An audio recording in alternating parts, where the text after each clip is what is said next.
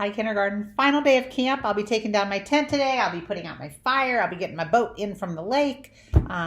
Be cleaning up and heading back home after today. But I wanted to read one last part of the book with you for Into the Wild by Doreen Cronin and find out what happens to these little chickens in the storm and find out, are they hunting down a shark or are they hunting down a rabbit? It's a great question. I don't know. Let's go ahead and finish chapter 7 and 8. Chapter 7, remember, okay, so when we left off last time, they were just in the middle of a nasty, nasty storm. The wind and the lightning and the thunder and the rain is pouring down on them. And they're under their little tarp or their tent, and it's over their head with their fake mustaches and their marshmallow belts they have on. And their plastic bags on their backs. Okay. It's not too far to the chicken coop, yelled Dirt, struggling to see in the pouring down rain. We'll make a run for the rabbit hutch. Keep one wing on the fence. It'll guide you as we stay to this other side of the yard. Stay close, she said. The water is rising, yelled Poppy, holding his wings in the air to keep them dry. Help! A gust of wind lifted him off his feet and blew him 10 feet back. So there he is, getting blown back here, away from everybody else. Whoa, his little wings get lifted in the air. Dirt, Sugar, and Sweetie ran back for him, fighting their way through the torrential rain. Keep your wings down, Sugar said. Otherwise, you'll blow all over the yard. So chickens, when they fly, their wings go up and the air gets underneath it, and that's how they go up in the air, right? Well, if the wind is blowing and his wings are up, that means he's got to be flying, right? We need to tie ourselves together, said Dirt, and the wind blew her feathers straight back from her face. With what? Said Poppy. Our mustaches, said Dirt. Good thinking, yelled Sugar. The chickens ripped the mustaches off one at a time. Ouch, ouch, ouch, ouch, ouch. And they tied themselves together and trudged through the rain, in the mud, fighting through the wind, every step of the way. A giant puddle at the bottom of the rabbit hutch ramp blocked their way. Can we get through it? Asked Sugar. Dirt tossed a rock into the puddle and watched it disappear beneath the surface. Too deep. Head count, yelled Dirt. 1. And the water rose up to their ankles. I'm 1, said Sugar. I'm always 1. Start over. The water rose up to the tips of their wings. You can't always be number 1, Sugar. Head count starts with whoever says head count. That's the rule of the wild. Guys, do chickens float? Yelled Poppy. The water was now up to their necks. Look at that picture right there. So it's getting pretty deep. I don't know what's going to happen to those little chickens. I think wild chickens can float, said Sweetie. But are we wild chickens? Oh, don't be ridiculous. We were born and raised in a heated barn. We are not wild chickens. Head count, Dirt and Sugar yelled at the same time. 1, Dirt and Sugar yelled at the same time again. I'm a wild chicken, yelled Poppy, and he dove into the water and floated on his back with a marshmallow under each wing. So look at this picture right here. You can see him. He's sort of using his marshmallows like floaties, and he's floating in the water. And the rest of them, they still have their marshmallow belts on. You can see that. Head count, he called. 1, and his mustache pulled Sweetie in right behind him. 2, yelled Sweetie. 3, yelled Sugar, following Sweetie. 4, yelled Dirt, following Sugar. And exhausted Poppy crawled up the ramp, pulling on his mustache rope. One by one, the chickens pulled one another out of the water and then dragged one another to the top, diving into the rabbit hutch for cover. Oh, it's called a rabbit hutch, so it's probably a rabbit, not a shark, just so you know. A blast of wind blew the door shut behind him. Whoa, I had no idea we could float, said Sweetie. It was the marshmallows, kid, said Sugar. The marshmallows are filled with air. That's why they're so tasty good. It's just sugar and air, and that's why they float. That's why you put the marshmallows in our emergency survival kit, said Sweetie. Exactly, said Sugar. Head count, said Dirt, frazzled and out of breath. 1, 2, 3, 4, 5. 5, asked Sugar. Uh-oh.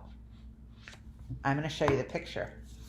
Look at that. Who do you think said number 5? Uh-oh. Remember, there's only 4 chickens. Who said number 5? Here we go. Chapter 8. Dirt, Sugar, Poppy, and Sweetie turned around to see the rabbit emerging from the dark corner of the hutch. Oh, good.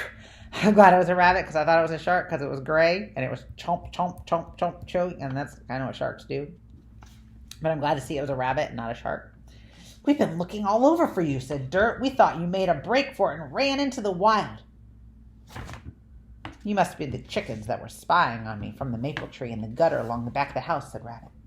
I told you it was spying, said Sweetie. We prefer the word observing, said Dirt. You knew you were under surveillance, said Sugar, but how?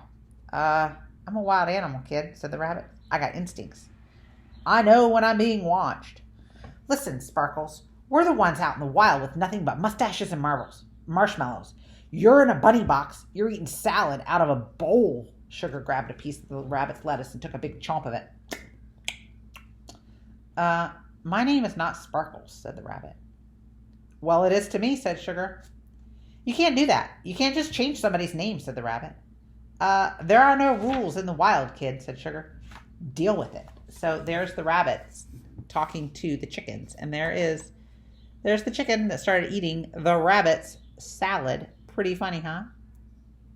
I think this chicken's kind of bossy. There are no rules in the wild, kid, replied Sugar. So just deal with it. Well, what were you doing in that box? Asked Dirt. It's my hidey box, said the rabbit. Barbara built it in the hutch for me. Lots of rabbits have them. Well, I knew a storm was coming, so I came in there. You knew a storm was coming? Said Sugar suspiciously. What kind of bunny mumbo jumbo is that? Like I said, replied the rabbit, I'm a wild animal. I can sense things. Listen, kid, said Sugar, if you want to pretend you're a wild animal with special senses, well, you know what, bunny? That's okay by me. Sometimes I pretend that I crashed to Earth on a meteorite, and that's how I got my superpowers of survival and surveillance. You mean spying? No, surveillance. I really am a wild animal, said the rabbit. I really do have heightened animal senses. You're a dreamer, kid, said Sugar. I like that about you. Don't change. Your hidey box is like my old shoe, said Poppy. It makes me feel good and safe. But it doesn't smell very good either. That's my litter box, said the rabbit. The hidey box is in the other corner. Come look, said Sweetie. The rain stopped, and it's beautiful, and the chickens and the rabbit rushed to the door. Is it a rainbow? Asked Poppy. No, it's Mom, yelled Sweetie. She's coming to the ramp to save us. Uh-oh, said Sugar. And Moosh Mom swung the door open and gathered up all her chickens. So there's their mom.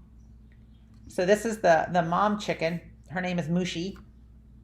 And she's here to get all 4 of her baby chickens. Because she knows they're probably bothering the rabbit. That's why. Did you sense that we were in danger, Mom? Asked Poppy. No, replied Mooshy. Sweetie left me a note and a pair of binoculars. I was watching you from the high perch in the chicken coop the whole time. Well, you were spying on us? Demanded Sugar. No, said Mom. I call it observing. That's funny because that's what the chickens do too, right? Because it's funny. Well, it sure feels like spying to me, said Sugar. And she turned to face Sweetie. Why would you leave Mom a note? I don't know. It's just a survival skill I picked up, said Sweetie. From who? Asked Sugar. From Mom, said Sweetie. You worked very nicely together, said Mooshy. I love what you did with the mustaches and the marshmallows, too. She said, I'm so proud of you. And she used her beak to cut through the mustache rope. Thanks, Mom, said Dirt. I guess we're all still wild chickens at heart. And there they are with the mom. Getting ready to go back, probably get ready for bed, because they had a very busy day. I guess so, said Mooshy. By the way, you're all grounded for leaving the coop without telling me you were going. Except for Sweetie, of course. She left me a note. Sugar glared at her sister. Survival skills, kid, said Sweetie. Look at that. So they have to tell their mom when they're going on an adventure, right? Just like you guys do. And then there's the rabbit trying on one of those fake mustaches. The rabbit who thinks the rabbit is wild. So this is what a little message that Doreen wrote us at the end. It's called the epilogue. I'll read it to you. It took a while, but Sparkles the bunny, that name kind of stuck, eventually felt safe enough to come out of the hutch and wander around a bit. Of course, I walked him around the yard a few times to help get him feel for things. This is JJ the dog talking again. As for the chicken squad, Mushy decided that the best way to dry out those baby chickens was to send them back up to the clothesline. And there they are, hanging on the clothesline to dry like some clothes. They fluffed up real nice, and they even smell like sunshine. Sparkles observed them and wrote a poem about it. Blowing in the breeze, Poppy, Sweetie, Sugar, Dirt, Fluffy, Trouble, Birds. I wouldn't stand under there if I were you, said Poppy. Is that rain? Asked Sparkles, looking up at Sweetie on the clothesline. Yeah, sure, said JJ the dog. Yeah, sure. And there they are, running around to get away from those chickens who forgot to come down when they have to go tinkle. And that's it. So thanks for reading another chapter book with us, guys. That's 3 chapter books we've read this year. I know there's not as many pictures in them, and that's kind of how chapter books work. So as you become bigger, stronger, more powerful readers, and when you move to first grade, you will be reading chapter books as well, and there'll be fewer pictures and lots more words. So what you can do is make the pictures imagine what's going on up here in your head, and that's how you can keep making the pictures in your head when you're being a reader. So I miss you guys, and I can't wait to see you again sometime. I bet you've all grown so much. You're probably almost so much bigger now. I can't believe it. But I'm going to go now. I'm going to go clean up my camp, and I will head on out, and I will see you guys when you are big, ready first graders. Bye, guys. Miss you.